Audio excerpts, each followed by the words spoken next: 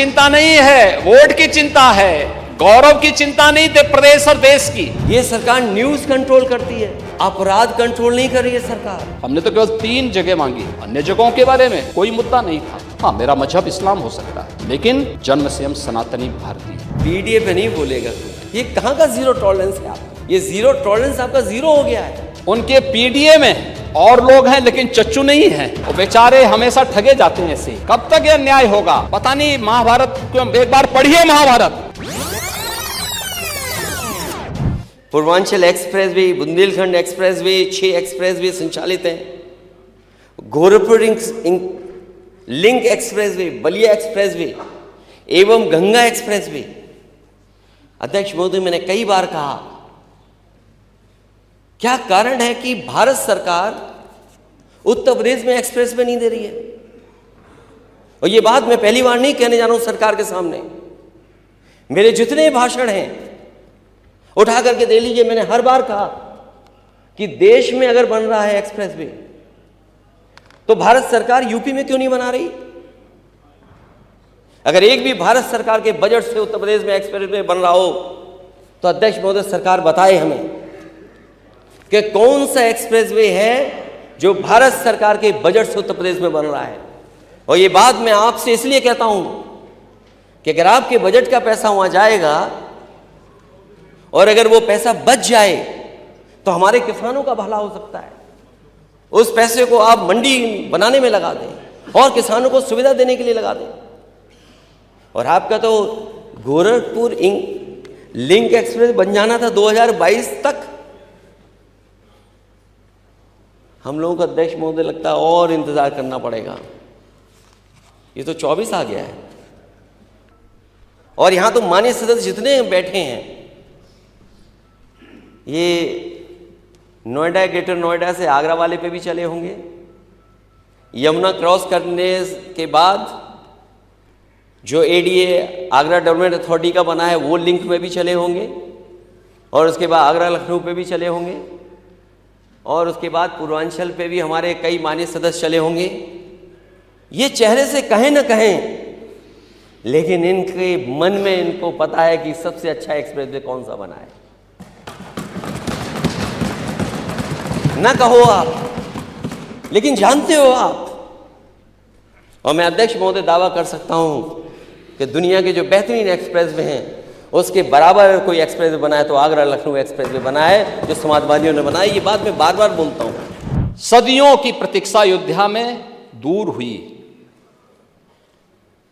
आज अयोध्या में international airport है। 14 से 15 फ्लाइट अयोध्या से देश के अंदर अलग अलग स्थानों पर जा रही है। ये अयोध्या में प्रारंभ हुआ है। जो अयोध्या को पहले छूना नहीं चाहते थे, आज अयोध्या इंटरनेशनल एयरपोर्ट देने वाला देश का एक प्रमुख राज्य और देश के 4 इंटरनेशनल एयरपोर्ट के साथ उत्तर प्रदेश अपने 9 एयरपोर्ट को क्रियाशील कर चुका है और 10 और को हम क्रियाशील करने जा रहे हैं बहुत सी। अयोध्या में माता सबरी के नाम पर रसोई घर भी प्रारंभ हो गया है। क्या माता सबरी के अनुयायी पीडीए के हिस्से हैं या नहीं हैं? रेन बसेरा भी अयोध्या में बन गया है और ये निषाद राज के नाम पर बन गया है। क्या निषाद राज के अनुयायी पीडीए के पार्ट हैं या नहीं हैं? प्राचीन कुंडों का पुनरुद्धार हो रहा है। भरत कुंड, राम की मर्यादा, परिवार की मर्यादा। क्या परिवार की मर्यादा है? यहां तो पीडीए, हमारे डिप्टी सीएम ने कहा पीडीए का मतलब है परिवार डेवलपमेंट अथॉरिटी। ब्रजेश जी ने अभी अपने उसमें कहा उनके पीडीए में और लोग हैं लेकिन चच्चू नहीं है, वो बेचारे हमेशा ठगे जाते हैं ऐसे। कब तक यह न्याय होगा पता नहीं। महाभारत को एक बार पढ़िए, महाभारत। हाँ, एकदम। आखिर परिवार के 3 सदस्यों के नाम थे, चच्चू के नाम क्यों नहीं था?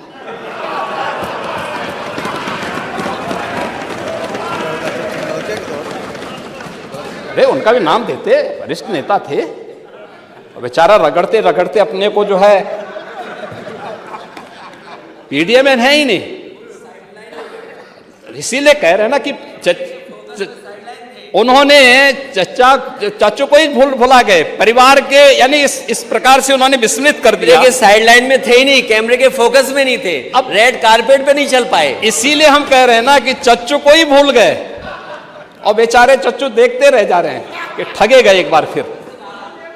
अब ये तो अगर प्रभु राम को ये लोग मानते तो चच्चू के साथ अन्याय नहीं करते, रामायण से सीखते, रामायण में सीखते, या फिर कम से कम महाभारत से ही सीख जाइए।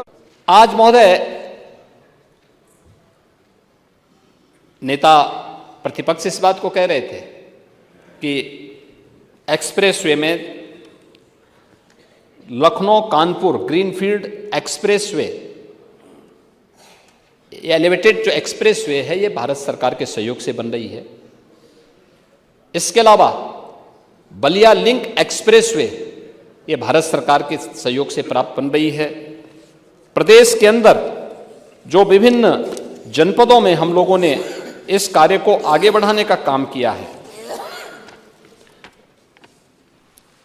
लगभग 4 लेन की 1235 ऐसे प्रोजेक्ट हैं जिसको पिछले 7 वर्ष के अंदर आगे बढ़ाया गया है, और जो ये बेहतरीन कनेक्टिविटी प्रदेश के अंदर, यहाँ पर प्रदेश के अंदर संपन्न हुई है। प्रदेश के अंदर एयरपोर्ट 16 डोमेस्टिक और 5 इंटरनेशनल एयरपोर्ट के साथ बहुत शीघ्र उत्तर प्रदेश 21 एयरपोर्ट वाला देश का पहला राज्य बनने जा रहा है। 17 के पहले 2 एयरपोर्ट मामूली यानी चलते थे, लखनऊ और वाराणसी के, ये फुल्ली क्रियाशील थे, शेष आंशिक थे, कभी कभी एक फ्लाइट आ जाती थी। लेकिन आज 9 एयरपोर्ट पूरी तरह क्रियाशील हो चुके हैं, 10 एयरपोर्ट पूरी तरह क्रियाशील हो चुके हैं, 10-11 की स्वीकृति मिल चुकी है, किसी भी दिन हम उनको प्रारंभ करने जा रहे हैं। Zero tolerance law and order पर, फिर महिलाओं के ऊपर सबसे ज्यादा अपराध क्यों, सबसे ज्यादा घटनाएं उनके ऊपर क्यों, देश में सबसे ऊपर उत्तर प्रदेश क्यों? योगी आप कहते हैं कि महिलाओं बहन बेटियों के साथ उनके राज में छेड़खानी रेप नहीं होता, दुष्कर्मी अगले चौराहे पर मार गिराए जाते हैं। बीएचयू में एक बहन के साथ क्या हुआ, कोई आज के समय पे कल्पना नहीं कर सकता। एक बेटी और बहन के साथ क्या हुआ। जो लोग पकड़े गए हैं वो तीनों के तीनों भारतीय जनता पार्टी के आईटी सेल के मेंबर हैं। वो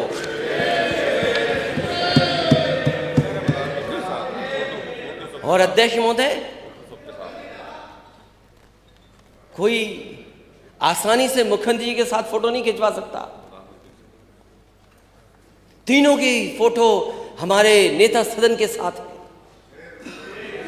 प्रशासन सरकार को पता था, लेकिन क्या किया सरकार ने। और मुझे याद है जब कानपुर में एक मां बेटी के ऊपर बुलडोजर चलाया गया था और आग लग करके मां बेटी जिंदा जल गए थे। पिता और उसका भाई देखता था, बचा नहीं पाया। जब वो न्याय मांगने गया तो उसके कपड़े उतार दिए गए। वहां के अधिकारियों ने कपड़े उतरवाए। ये जीरो टॉलरेंस है सरकार का। और उस समय डिप्टी सीएम क्या कहते हैं, उन्होंने जो ऑनलाइन बात की उससे, शिवम ये घटना बहुत ही दुखी करने वाली है, बहुत ही ज्यादा दुख है। हमें पूरी तरह से तुम्हारे साथ हैं। जब से हमने सुना है कार्रवाई कर रहे हैं, जो आरोपी हैं उन पर एफआईआर दर्ज हो गई, 302 की है। हम कड़ी से कड़ी कार्रवाई करेंगे, किसी को नहीं बख्शेंगे। तुम हमारे परिवार के सदस्य हो, हम तुम्हारे साथ हैं, पूरी सरकार तुम्हारे साथ है। जो तुम्हारी मांगे हैं उन पर गंभीरता पूर्वक काम करेंगे। अध्यक्ष महोदय, जो मांगे उस परिवार ने मांग की थी, क्या सरकार ने पूरी कर दी? क्या आरोपियों पे सख्त से सख्त कार्रवाई हो गई? क्या उत्तर प्रदेश के सुशासन के लक्ष्यों को प्राप्त करने में प्रदेश की कानून व्यवस्था ने बड़ी भूमिका का निर्वहन किया है।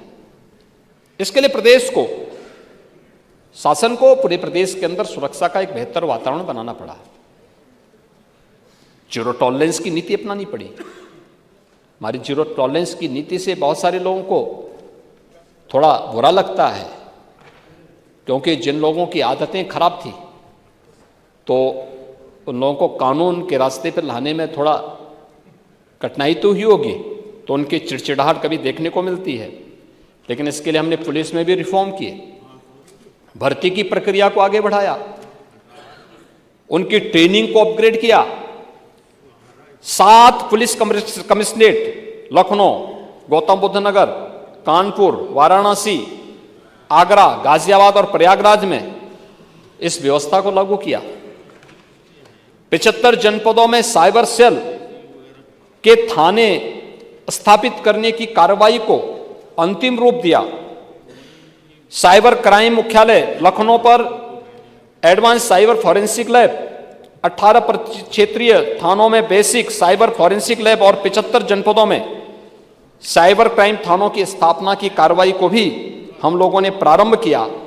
और उत्तर प्रदेश फॉरेंसिक इंस्टीट्यूट की स्थापना भी लखनऊ में की है, जिसमें सत्र भी प्रारंभ हो चुका है। उनका फर्स्ट सेशन इसी वर्ष प्रारंभ हुआ है। 1,55,600 से अधिक पुलिस कार्मिकों की भर्ती संपन्न की है, जिनमें से 22,670 केवल महिला कार्मिक है। 68,600 से अधिक पदों पर भर्ती की प्रक्रिया वर्तमान में प्रचलित है। और इस दौरान हम लोगों ने पुलिस प्रशिक्षण के केंद्रों की क्षमता को भी लगभग 3 गुना किया है। प्रदेश में 124 नए थाने, 88 नई चौकियां, 7 नए महिला पुलिस थाने, 4 नए आर्थिक अपराध इकाई थाने और 16 नए साइबर क्राइम थाने भी स्थापित किए हैं। SDRF का गठन किया, उसकी 3 कंपनियों को क्रियाशील किया, 3 अतिरिक्त कंपनियों को सृजन की प्रक्रिया के साथ जोड़ा गया है।